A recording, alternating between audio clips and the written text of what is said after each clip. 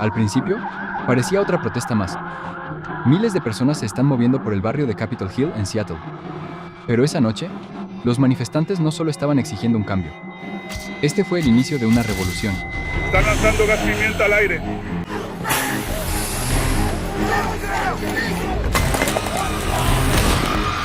Manifestantes y anarquistas rodearon la comisaría este del Departamento de Policía de Seattle.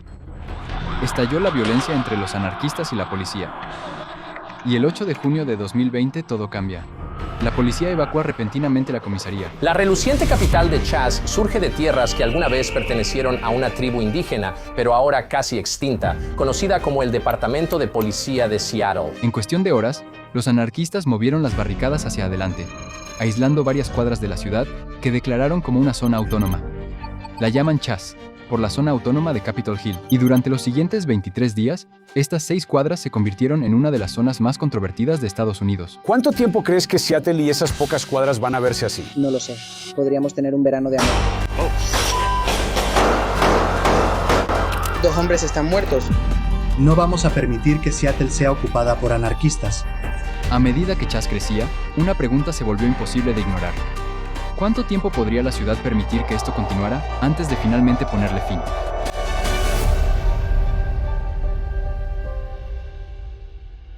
Ahora, nuevos informes sobre una detención policial polémica que terminó en una muerte, todo captado en video. George Floyd les dijo repetidamente a los oficiales que no podía respirar después de que un oficial se arrodilló sobre su cuello, inmovilizándolo contra el suelo durante un arresto. Y casi de la noche a la mañana, Estados Unidos estalló. Disturbios en las calles del centro de Seattle en respuesta a la muerte de George Floyd. Al principio, las protestas en Seattle parecían como en cualquier otro lugar.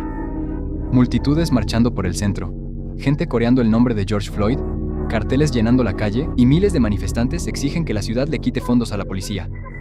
Pero esta vez, la indignación no se desvaneció después de unas cuantas marchas. Siguió creciendo. En algunas de las otras ciudades, Minneapolis es una de ellas, han tenido algunos problemas con que parte de la multitud eran anarquistas y desviándose un poco de lo que se supone que es la intención de la protesta. Para el domingo 31 de mayo, aproximadamente 6 días después de la muerte de George Floyd, un grupo de varios miles de personas marchaba hacia la comisaría este del Departamento de Policía de Seattle. Mezclados entre los manifestantes pacíficos había anarquistas, Antifa y personas que buscaban provocar disturbios. Esta comisaría de policía estaba directamente en el camino de un movimiento que exigía que la policía perdiera fondos y poder. Así que cuando llegó la multitud, los oficiales formaron una línea afuera de la comisaría. Se colocaron barricadas. Los manifestantes avanzaron. Y por primera vez, esto no era solo una marcha que atravesaba la ciudad. Era un enfrentamiento. Estamos en vivo ahora mismo en la comisaría del Este. Los oficiales han cambiado su postura. Ahora la situación se está intensificando. Están reforzando la barricada. La esquina de la 11 y Pine era la línea del frente de este enfrentamiento. De un lado estaban los oficiales con equipo antidisturbios, parados detrás de barricadas de metal para proteger su comisaría. Y del otro lado, había miles de manifestantes abarrotando la calle, coreando, gritando y negándose a moverse. Y a medida que avanzaba la noche, el espacio entre los dos bandos empezó a desaparecer. Ahora sí, ya empezó. Ya empezó. Comisaría del Este. Están perdiendo el control. La policía estatal está tratando de abrir la barricada. Están lanzando gas pimienta al aire. ¡Cierren esta calle! ¡Cierren esta calle! ¡Maldita sea, me dieron! Se lanzaron objetos hacia la policía. Los oficiales respondieron con gas pimienta, barreras de contención, granadas aturdidoras y gas lacrimógeno. Y en cuestión de horas, lo que comenzó como una marcha, se convirtió en una batalla por el control de las calles afuera del comisaría del Distrito Este. La gente en la multitud acusó al Departamento de Policía de Seattle de aumentar las tensiones al lanzar granadas aturdidoras contra la multitud y al usar gas lacrimógeno y gas pimienta. Y luego, el Departamento de Policía de Seattle acusa a un pequeño grupo dentro de la multitud de arrojar objetos a los oficiales de policía, hiriendo a más de 25 de ellos. Cuanto más intentaba la policía desalojar el área, más personas se presentaban la noche siguiente. Noche tras noche, las tensiones y enfrentamientos entre la gente y la policía se volvían violentos. Y finalmente, la comisaría del Este del Departamento de Policía de Seattle estaba llegando a su punto de quiebre. Hola chicos, estamos en el vecindario de Capitol Hill en Seattle en este momento. No sé si me pueden escuchar. Pero ahora tenemos a la policía avanzando.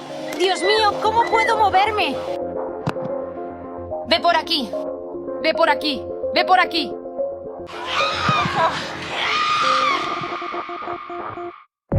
Anoche en Seattle, la policía se retiró y entregó la comisaría este a la extrema izquierda.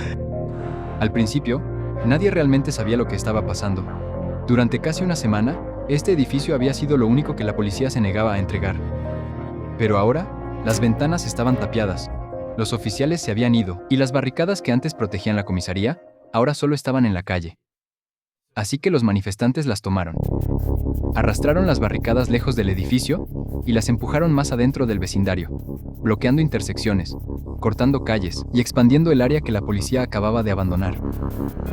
Dentro de ese límite, los manifestantes pintaron las calles, instalaron tiendas de campaña, repartieron comida, cuidaron las entradas y empezaron a tratar estas nuevas cuadras como si les pertenecieran.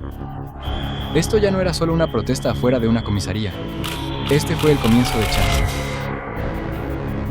Esta noche, con una vista en vivo desde Capitol Hill, donde los manifestantes han creado la llamada zona autónoma. Esta es una de las barricadas que rodean la zona. Está hecha de algunas de las barricadas policiales que han estado rodeando la comisaría del Este. Y esta es la intersección de la 12 con Pin, junto a la comisaría del Este justo allá abajo. Y pueden ver que hay varios cientos de personas dando discursos y hablando sobre lo que ha estado ocurriendo durante los últimos 12 días. Irónicamente, las fronteras fueron lo primero que implementaron los fundadores de Chas. La zona comenzó alrededor de la comisaría del Este, cerca de la 11 y Vine, pero las barricadas rápidamente se extendieron para cerrar otras cuadras circundantes del vecindario de Capitol Hill. Había letreros en las entradas que decían, "Bienvenido a la zona autónoma de Capitol Hill, y ahora estás entrando a Free Cap Hill". Dentro de los límites de Chas, la gente comenzó a construir la estructura de una nueva comunidad. Se instalaron mesas con agua donada, comida, desinfectante de manos, y suministros médicos. Los manifestantes daban discursos en la calle. Los artistas pintaban en el pavimento. La gente acampaba alrededor del parque Cal Anderson.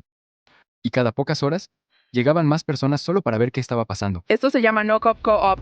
Literalmente yo la empecé porque olvidé mi cartel ahí arriba. Después de correr por mi vida, regresé al día siguiente porque quería recuperarlo. Y vi esta comida porque la gente la había abandonado. Ves que la gente dona. Eso ya estaba pasando. Y yo empecé con una bolsa. Pregunté en Twitter por una casa de campaña y 10 minutos después alguien me dijo, yo tengo una. Ayer recibimos cajas y cajas de leche. Los negocios locales están trayendo pintas de helado. Como broma, porque no necesitábamos nada, pedimos un aro de baloncesto y lo entregaron en unas pocas horas. ¿Trabajas? ¿Tienes trabajo que está suspendido temporalmente? No tengo trabajo, pero puedo trabajar de forma remota. No Cop Co-op se convirtió en las primeras señales de que Chas estaba convirtiéndose en algo más que solo una protesta. En pocos días, las donaciones empezaron a llegar de parte de vecinos y negocios, y la cooperativa se volvió una especie de centro de suministros gratuitos para cualquiera dentro de la zona. Y en todo el territorio, Chas empezó a desarrollar su propia economía informal de voluntarios. Soy una chef suspendida temporalmente. Solo trato de ayudar. ¿Cuál es tu historia? ¿Por qué estás aquí abajo? Manteniendo una frontera o un muro entre, ya sabes, los policías, quien sea que quiera lastimar a esta gente. Banda. ¿Cuál es tu trabajo? Mi trabajo es no hacer nada. No tengo trabajo en este momento. De hecho, renuncié a mi trabajo para venir a protestar. Una vez que hicieron que Chas fuera habitable, lo siguiente que querían los organizadores era que este fuera un espacio donde pudieran enseñar, organizar y redefinir la manera en que funcionaba el vecindario. Durante el día, la gente se reunía en las calles para escuchar discursos y participar en discusiones políticas sobre el racismo, la policía y cómo sería un mundo sin la policía tradicional. Por la noche, las mismas cuadras se convertían en algo más parecido a un festival.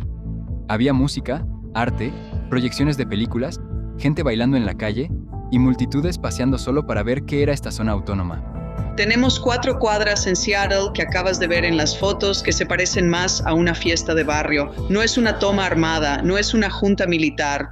Esta era la alcaldesa de Seattle, Jenny Durkan. Mientras la gente de todo el país observaba los primeros días de Chas, Durkan lo describía como algo más parecido a una fiesta de barrio que a una toma armada. Y para la gente dentro de Chas, eso realmente importaba. Porque si la alcaldesa no trataba a Chas como una emergencia, entonces la ciudad no iba a venir de inmediato a cerrarlo. Pero dentro del departamento de policía de Seattle, tenían una opinión muy diferente. Debes saber que dejar la comisaría no fue mi decisión. Luchaste durante días para protegerla.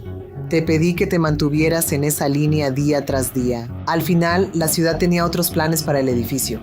El alcalde de Seattle y el jefe de policía tenían un desacuerdo serio sobre cómo debía manejarse Chas. El departamento de policía sabía que mientras más tiempo permaneciera Chas, más difícil sería tratarlo como una fiesta de barrio pacífica, debido a las barricadas que custodiaban las entradas. Si algo salía mal dentro de Chas, la policía y los bomberos no podrían llegar al lugar del incidente tan rápido.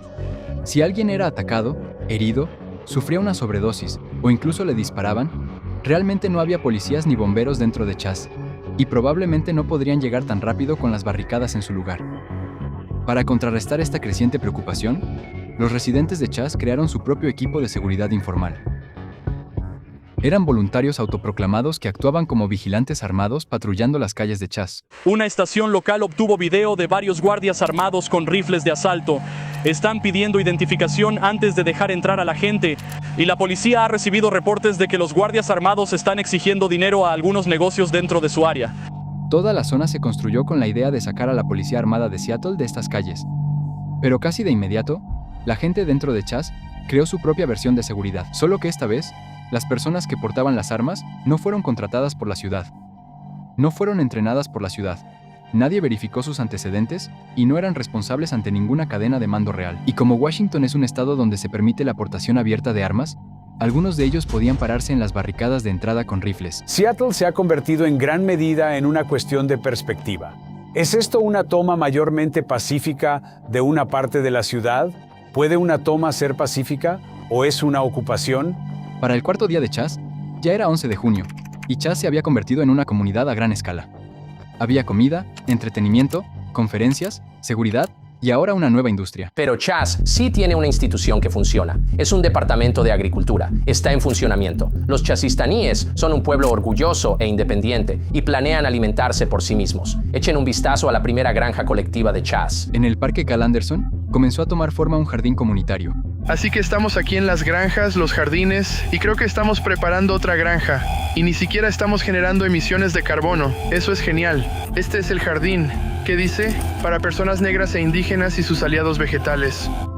Y sobre todo, la agricultura, la distribución de alimentos, la educación, las conferencias y el personal de seguridad. Una persona rápidamente se convirtió en el rostro de Chas. De hecho, el país está dirigido por un caudillo y rapero llamado Raz. Ahora mismo, todo el mundo está mirando. Lo que estamos haciendo está ardiendo. Vamos a quedarnos aquí todos los días. Hagan ruido. A menudo se veía a Raz dando discursos en los primeros días de Chas, y se decía en la calle que él sería el líder no oficial de la zona autónoma. Pero ese no era en absoluto el plan de Raz. Así que literalmente tengo como a 5 de estos funcionarios del gobierno y al asistente del alcalde ahora, todos literalmente acercándose a mí. Oye Raz, ¿qué necesitamos aquí? ¿Podemos mover esto? Oye Raz, ¿qué te parece esto? ¿Qué quieres? Oye, ¿podemos hacer esto? Y yo literalmente estoy como, ¿por qué me preguntas qué puedes y qué no puedes hacer? No soy como, ¿sabes? O sea, yo no estoy a cargo. Raz es el alcalde de la ciudad. ¿Sabes? Me están tratando como si yo fuera el maldito alcalde. Aunque Raz seguía diciendo que no estaba a cargo, el mundo exterior seguía tratándolo como si lo estuviera.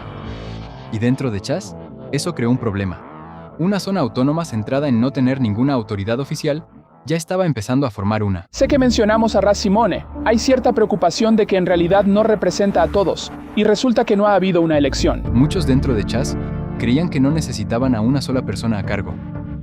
La idea era crear un espacio sin la misma jerarquía, control policial y autoridad gubernamental que existía fuera de sus propias fronteras. Por esa época, los organizadores también decidieron cambiar el nombre de la zona de Chas a CHOP, que ahora significa la protesta organizada de Capitol Hill. Este nuevo nombre sonaba menos como si intentaran formar su propio país. Pero esa nueva estructura solo funcionaba mientras nada saliera realmente mal. Y en la noche del 20 de junio, eso pasó. Poco después de las 2 de la mañana, la gente se reunió alrededor de la 10ª y Pine, cerca del Parque Cal Anderson. Se desató una confrontación entre Horace Lorenzo Anderson Jr., de 19 años, y otro adolescente llamado Marcel Long. Según testigos presenciales, Long se acercó a Anderson con una pistola. Anderson retrocedió y empezó a correr. Finalmente, Anderson fue derribado y golpeado en el suelo. Las personas cercanas intentaron detener a Long, pero él logró zafarse y le disparó a Anderson después de que ya había sido golpeado en el suelo. ¿Qué está pasando? A las 2:19 a.m., empezaron a llegar las primeras llamadas al 911.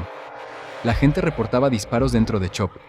Los transeúntes llevaron a Anderson a la carpa de médicos voluntarios en el estacionamiento en la 10ª y Pine.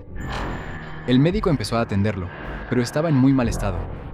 Y vi una herida de bala en su brazo, así que me quité mi sudadera y la até alrededor de su brazo, arriba de donde estaba la herida de bala, para hacer un torniquete e intentar detener el sangrado. Al mismo tiempo, la policía y los bomberos de Seattle estaban tratando de averiguar a dónde ir. Los bomberos llegaron primero, pero tuvieron que esperar a que llegara la policía para asegurar la escena antes de que se les permitiera intervenir. La policía dijo que no pudieron entrar de inmediato a Chop debido a que había personas bloqueándolos en las barricadas. Escuché algunas discusiones sobre que, hay personas heridas, necesitamos dejar que los paramédicos los transporten. Y escuché de nuevo gritos fuertes y cánticos para mantenerse firmes y no dejar entrar a nadie al Chop. Las personas en la entrada de Chop estaban divididas. Toda su zona autónoma se construyó alrededor de la idea de mantener fuera al Departamento de Policía de Seattle, pero ahora los paramédicos no entrarían a menos que la policía asegurara la escena primero. Debido a toda la resistencia, los despachadores les dijeron a los socorristas de Chop que llevaran a la víctima fuera de Chop y hasta la intersección de Broadway y East Pine Street. Los socorristas voluntarios subieron a Anderson en la parte trasera de una camioneta y condujeron hasta la intersección, esperando ver una ambulancia. Pero informaron que no había ningún vehículo de emergencia esperándolos allí. Los paramédicos voluntarios continuaron y llevaron rápidamente a Anderson al centro médico Harbor View, donde lamentablemente fue declarado muerto a las 2:53 am, menos de una hora después de que se escucharon los disparos. Alguien debió haber ayudado a mi hijo. Él necesitaba ayuda, él necesitaba paramédicos, necesitaba que la policía viniera y esa persona se suponía que debía entrar ahí y ayuda a mi hijo. Si una ambulancia hubiera podido venir, habría llegado mucho antes y creo que probablemente habría estado en mucho mejor estado. Para cuando los investigadores empezaron a buscar al tirador, Marcel Long ya se había ido. Long ya había huido del estado de Washington antes de que se revelara su identidad. Pero dentro de Chop, la noche aún no terminaba. Apenas unos minutos después de que Anderson fue declarado muerto en el hospital, entró otra llamada al 911. Esta vez, la persona que llama está reportando un segundo tiroteo en la 11 con East Pike. Un hombre estaba tendido sobre el cofre de una Toyota Highlander gris. Su nombre es Daewon Young. Young había escuchado el primer tiroteo e intentó salir del área, pero cuando llegó a la 11 con Pike, dijo que un grupo de hombres lo rodeó. Young entonces se convirtió en la segunda víctima de la noche. Así que básicamente me dispararon. No estoy seguro si eran Proud Boys o del KKK, pero lo que dijeron fue, sujeta esto y me dispararon. Se pararon sobre mí y siguieron disparando. Y traté de protegerme y me dispararon en el brazo y se escaparon. Young seguía con vida, pero apenas. Una ex enfermera y varios paramédicos voluntarios de Chop subieron a Young a un vehículo y lo llevaron deprisa al centro médico Harbor View. Atendieron a Young de inmediato y afortunadamente sobrevivió. Al día siguiente, habló con los periodistas desde su cama de hospital y estaba furioso. Entiendo que todos van a decir, es la zona Chad y ustedes pidieron que la policía no estuviera ahí, así que no actúen como si la necesitaran ahora. Pero técnicamente yo estaba fuera de esa área, yo estaba en las calles de Seattle, entonces, ¿cuál es la excusa ahora? Young recibió un disparo afuera de Sam's Tavern, justo en la intersección de la 11 y East Pike Street. Estaba justo fuera de los límites de Chop y estaba molesto porque la policía no estaba ahí para evitar que ocurriera el tiroteo. Pero al día siguiente, mientras Young tenía la fortuna de seguir con vida, la familia de Horace Lorenzo Anderson Jr. estaba de luto por la pérdida de su hijo. Y en la mañana del 21 de junio, los funcionarios de la ciudad empezaron a ver a Chop de manera diferente. La emergencia exacta que la policía había advertido finalmente ocurrió. Varias personas recibieron disparos dentro de la zona. Los equipos de emergencia tuvieron dificultades para llegar al lugar, y la gente dentro de Chop tuvo que improvisar su propio rescate. Pero la ciudad no permitirá que la violencia armada continúe por las noches en los alrededores de Capitol Hill. Y si las personas continúan quedándose en el parque, evaluaremos medidas adicionales para garantizar la seguridad de la comunidad. Pero menos de 48 horas después, la violencia continuó. Solo una noche después, el 21 de junio, una marcha de protesta regresaba a Capitol Hill. Fue entonces cuando las llamadas al 911 comenzaron a reportar disparos en Cal Anderson Park. La policía y los bomberos de Seattle, apostados en el borde de Chop, intentaban encontrar una manera de llegar de forma segura a la víctima. Pero cuando llegaron a la escena, la víctima ya se había ido. También fue llevado al centro médico Harbor View en un auto particular. Solo tenía 17 años, recibió un disparo en el brazo y sobrevivió. Pero cuando los detectives intentaron interrogarlo, se negó a hablar. Y con informes contradictorios de aún más disparos esa noche, la situación dentro y alrededor de Chop se estaba volviendo cada vez más difícil de controlar. Los organizadores están pidiendo a la gente que deje el parque detrás de mí y se mueva aquí a la acera afuera de la comisaría este del SPD. Dicen que ya no quieren que la gente esté dispersa por esta zona durante la noche. Para contrarrestar esta situación cada vez más violenta, muchos organizadores de CHOP querían consolidar la zona autónoma en solo una cuadra clave. Esto ayudaría a que CHOP fuera más fácil de controlar. Los funcionarios de la ciudad saben que la zona autónoma no podría durar mucho más, pero también saben lo que pasaría si entraran por la fuerza. El mejor escenario era que los manifestantes se fueran por su cuenta, pero eso no parecía estar sucediendo. Tenemos 4 demandas básicas, que es ayudar a la comunidad negra en general. Queremos un cambio en todo el sistema. Queremos un cambio para todo lo que no es justo aquí afuera. Y hay mucho de eso. Ahora escuchamos que los manifestantes están negociando con las autoridades. ¿Deberían tener el poder de negociar en una ciudad donde se supone que no deben tener ningún control? Pero mientras los manifestantes y los funcionarios de la ciudad discutían sobre en qué se suponía que debía convertirse CHOP, la violencia seguía avanzando más rápido que las negociaciones. Antes del amanecer del 23 de junio, volvieron a escucharse disparos. Justo antes de las 5 de la mañana, la policía recibió otro reporte de disparos en el extremo norte del parque Cal Anderson. Un hombre de unos 30 años resultó herido. Afortunadamente, él sobrevivió al tiroteo, pero de nuevo, la investigación se topó de inmediato con el mismo problema. La víctima no le dio a la policía una descripción del tirador y no explicó qué sucedió antes del tiroteo. Para este momento, CHOP ya había presenciado una muerte, varios tiroteos y al alcalde diciendo públicamente que era hora de cerrar la zona. Pero la mayoría de los manifestantes aún no se iban, y en las primeras horas de la mañana del 29 de junio, había llegado el punto de quiebre final.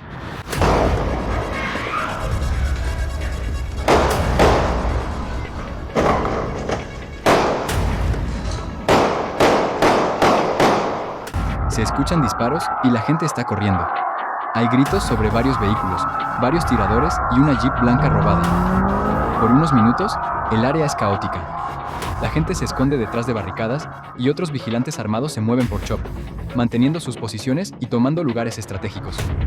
Luego, una Jeep blanca llega a toda velocidad por East Pike Street. Gira a la izquierda en la avenida 12, yendo directamente hacia la comisaría del este. Luego, la Jeep choca contra una barrera al borde de CHOP. Se disparan más tiros hacia el vehículo. La Jeep intenta retroceder, pero choca contra otra barricada. Nuevamente, se disparan más tiros hacia el auto. Dentro de la Jeep hay 2 adolescentes. Uno es Antonio Mays Jr., de 16 años, y el otro es Robert West, de 14 años. Ambos han recibido disparos. La gente corre hacia la Jeep y los saca. Médicos voluntarios los atienden en la calle, pero una vez más, no llegan ambulancias directamente a CHOP. Los 2 chicos son subidos a autos particulares y llevados de inmediato al centro médico Harborview. Robert llega primero, y los doctores logran tratar sus heridas de bala. A pesar de haber sido alcanzado varias veces, Robert termina sobreviviendo. Pero en cuanto a Antonio Mays, lamentablemente ya estaba muerto cuando llegó al hospital. 2 hombres están muertos y un niño de 14 años está hospitalizado y no sabemos qué va a pasar con ese niño. Pueden ver que la Jeep blanca de la que hemos estado informando toda la mañana todavía está aquí en la escena. Una de las cosas más importantes que estamos notando es que hay muchos agujeros de bala en este auto. La ciudad de Seattle entonces comenzó a preparar su jugada final. Justo antes del amanecer del 1 de julio, la alcaldesa Jenny Durkan firmó una orden de emergencia. Se declaró ilegal la concentración en las cuadras alrededor del parque Cal Anderson y la comisaría del este. Se ordenó a cualquiera dentro de la zona que se retirara. Y esta vez, la ciudad no estaba esperando voluntarios, organizadores o negociaciones para terminar. La policía de Seattle comenzó a entrar al amanecer. Tienen 5 minutos para dispersarse. Sí, estamos justo en medio de todo esto ahora, chicos. Estamos en 12 y Pine. Estamos justo enfrente de la comisaría este, justo en la esquina. Este es el núcleo de la zona Chop Chas. Pueden escuchar esas tiendas de campaña. Muévanse hacia atrás. Creo que es algo loco porque la gente estaba en sus tiendas de campaña y estaban durmiendo, y verlos realmente sacar a la gente de sus tiendas y todo eso es una locura para mí porque la gente solo estaba aquí pacíficamente. Pero también puedo entender por qué están aquí, por la violencia. Sabíamos que esto iba a pasar, ¿sabes a lo que me refiero por esa violencia? Así que la alcaldesa Jenny tenía que hacer algo. En cuestión de minutos, las calles alrededor del Comisaría del Este ya no estaban controladas por CHOP. Ahora están controladas por el Departamento de Policía de Seattle. Los oficiales avanzaron por los mismos cruces que los manifestantes habían bloqueado durante semanas, y detrás de ellos, los equipos de la ciudad estaban desmantelando las estructuras físicas y las tiendas de campaña de CHOP. Pero para cuando finalmente se retiraron las barricadas, 2 personas ya habían perdido la vida. Varias más habían recibido disparos. Y la zona libre de policía colapsó ante lo único que no podía controlar: la violencia dentro de sus propias fronteras. Pero Seattle no fue la única ciudad estadounidense donde la violencia estaba fuera de control. En 2020, en la ciudad de Nueva York, se estaba desarrollando un tipo diferente de guerra. Una guerra entre pandillas, raperos de drill y vecindarios con fronteras invisibles. Mira mi video sobre la guerra de pandillas en la ciudad de Nueva York explicada en un mapa.